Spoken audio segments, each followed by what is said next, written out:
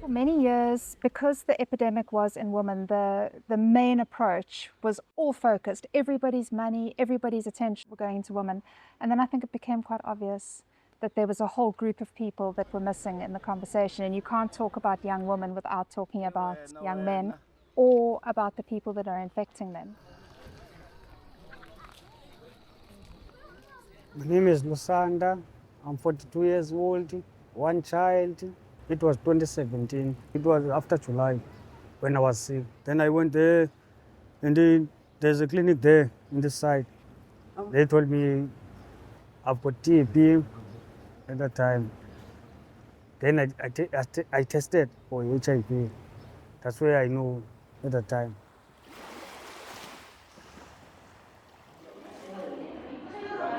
Women can't really get away from the health system because they will often come for contraception or they come when they're pregnant. Men, on the other hand, do not ever engage with the health system unless they have an STI. And we find at our site that's the access point for men into our services is when they have an STI. So that's the starting point. I spent 4 weeks there in Church Hospital. 4 weeks. Because when I went there, I collapsed there. So they took me there, put me in the room, treat me, then they were giving me almost every medicine they were giving me. I was not sure which medicine I was taking at the time. And then after 6 months, then I started my treatment. You tend to have to focus on the men who are slightly older because, so it's young women between the ages of 18 and 24 that are becoming infected. The peak age of infection for men is about 32. Most of the men, they will never talk about HIV, just like me. It's the first time now I'm talking about this. It's only my family that knows that I'm HIV positive. Most of the people here in Cape Town, they've got it, but they will never go there to the clinic. They are afraid. I was afraid also. But when I became sick, it was not nice at that time. It was a must to go there. It's almost like the women are behaving responsibly and the men are all out doing their own thing because you can't get men onto treatment. So women, at least they're diagnosed, they're put onto treatment, they're usually quite adherent. That's that problem kind of sorted. But men, love you guys.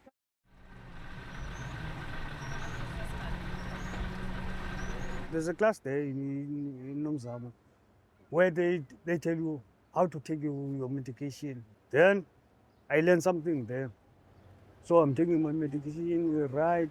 If you want to speak to men, you have to be a little bit more creative around going to places where men play sport. So soccer tournaments, churches, concerts, those kind of places. That nurse told us something. There's a 3 bottles they are giving us. It's a viral load, something like that. I forgot those names, man. But there are 3 bottles there they're telling about. If it's black, you must know that we are right. But if it's middle, your soldiers are fighting. But if it's red, all of it is red. Oh, there you go.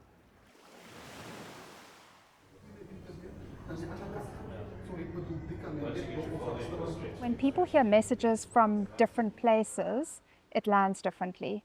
So a nurse in a clinic, the message might not land as well as a celebrity who's telling them about something. So I think it's having different messages, but then also having that health provider there that can clarify or answer questions.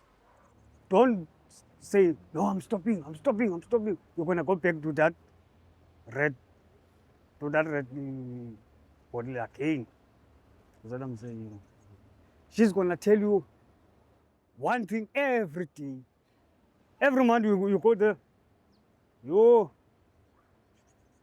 Did you bring a bottle of water?